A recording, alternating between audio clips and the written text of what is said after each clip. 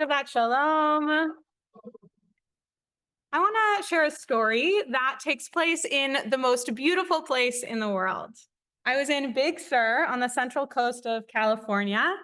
Towering redwood trees growing along the slopes of steep ravines, an abundance of spring wildflowers, and the rushing sounds of clear streams. I was having none of it. My borrowed hiking boots were a half size too big, and my blistered feet had carried me as far as I thought I could go.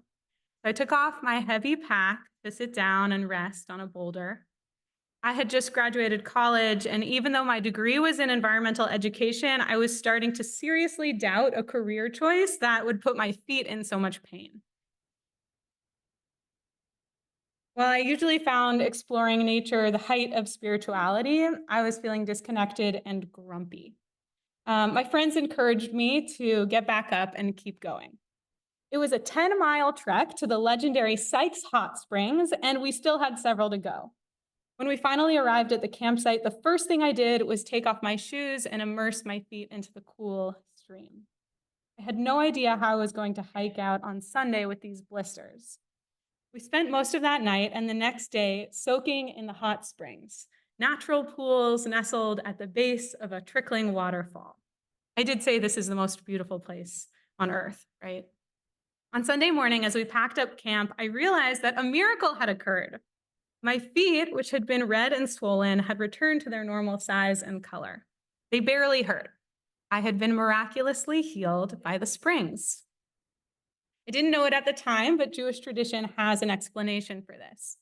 Of course, there's also a scientific explanation, but there's also a mystical one. Rav Moshe Isserles, in his gloss on the Shulchan Aruch, reports a custom to go out and draw water from wells and springs after Shabbat on Saturday nights. Whoever touches or drinks this water will be healed from all their afflictions. Why? Because on Motzei Shabbat, the well of Miriam passes through all wells and springs. What is Miriam's well, and why does it possess healing powers? Pirkei Avot tells us that it was created long ago at twilight on the first eve of the first Shabbat after the creation of the world.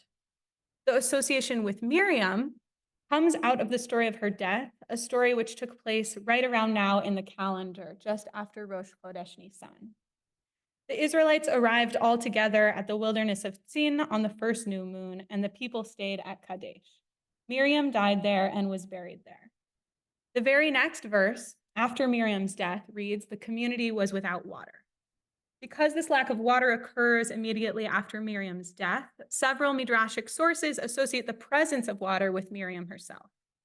Miriam, who watched over her baby brother Moshe in the Nile, and who led the women in song and danced as the Israelites exited Egypt through the Sea of Reeds. So these merits, which are associated with water, in her honor, a well springs up, and it gave the Israelites water to drink throughout their wandering in the wilderness. Upon Miriam's death, the well disappeared, but it's not gone entirely. It can be found in all wells and springs on Motzei Shabbat. So this explains the origin of Miriam's well, but where did we get the idea that it has healing powers? Miriam herself experienced illness and healing. Early on in the wilderness journey, Miriam was struck with tzara'at, an affliction that we read about quite graphically this morning, and which we often translate as leprosy. Moshe prays to God to heal her. Moshe's prayer for Miriam, for her healing, El na refana la, we sing that during our own prayers for healing, along with the Mishaberach. God does not heal her immediately, but replies that she must spend 7 days outside the camp, as is the law for one afflicted with tzara'at. I wonder how Miriam felt. Her skin transformed, those 7 nights alone in the desert. Did she know she would be healed? Did she feel afraid or ashamed? Did she know that her brother Moshe was with her in spirit, praying for her healing? Did she know that the people would not move on without her? Perhaps the healing powers of Miriam's well flow from Miriam's own awareness of what it feels like to be sick and the empathy for the isolation that illness can bring with it. This discomfort and isolation of illness is front and center in this week's Parsha, Tazria, which is mostly about tzara'at.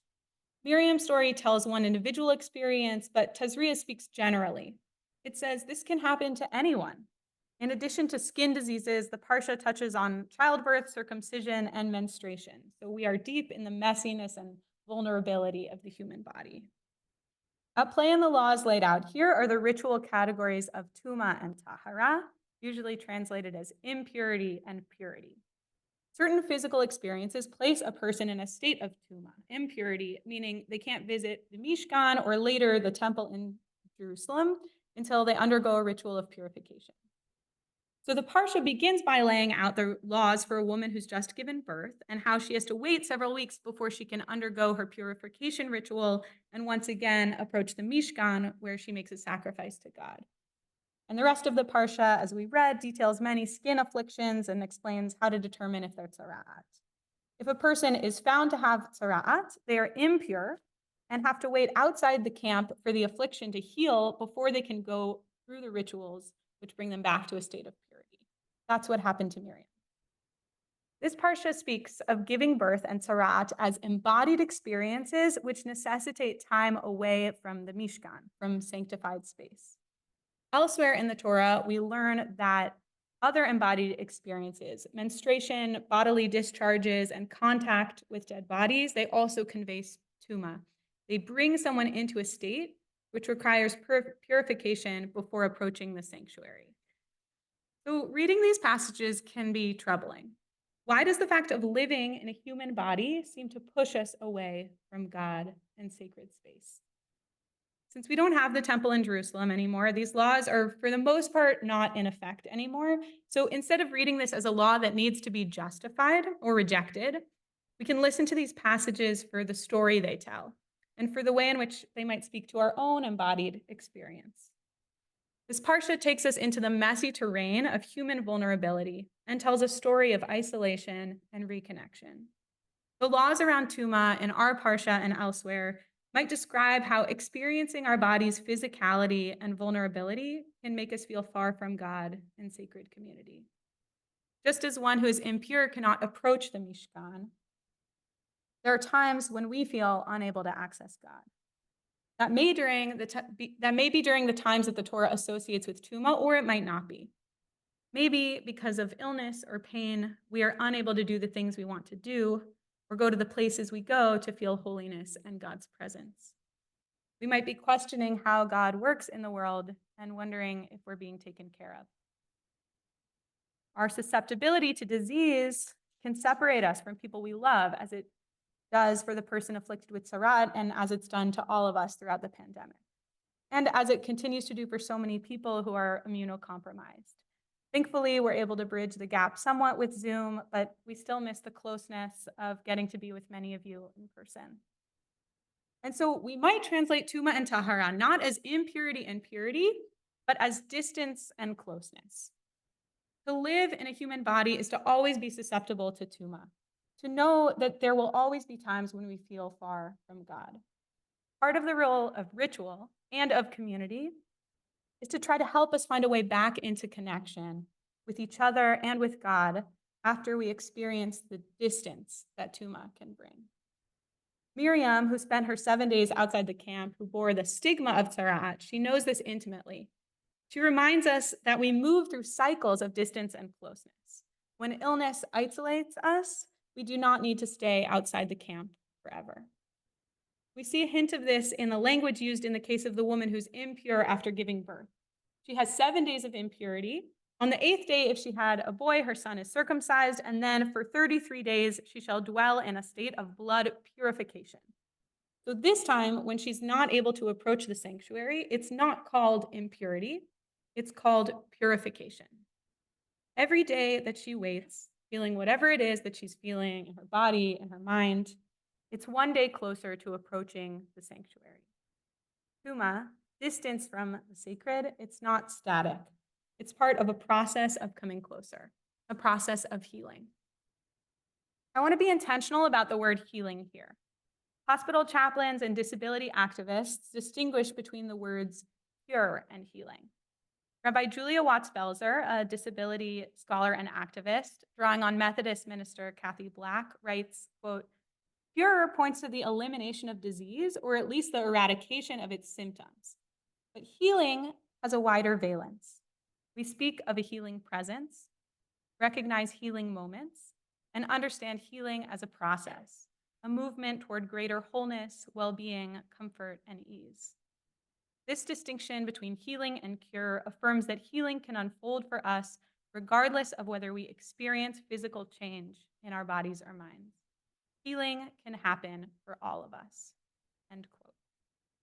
When we pray for someone to be healed, we hope that the physical cause of their suffering will cease.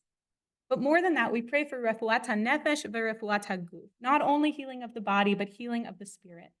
And this is why even those with chronic or terminal illness are included in the Mishaberach. Healing of the spirit can happen for all of us. If we think about cycles of distance and closeness as part of our relationship to illness and healing, we know that sometimes a person can just feel stuck in that place of distance. And that is when those of us who care for them need to do some of that bridging, some of that coming closer. Moshe prayed for Miriam's healing, and the people did not move on without her. I suspect there is a healthy dose of skepticism in this room about the notion of waters with miraculous healing powers. In fact, I know there's a healthy dose of skepticism based on what Rabbi Lerner said and everyone's reaction to it. And I share that skepticism.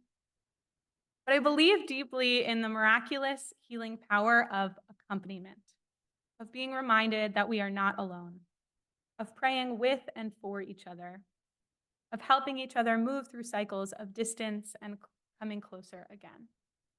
In that sense, Miriam's well of healing is always with us. May we drink deeply from her life-giving waters. Shabbat Shalom.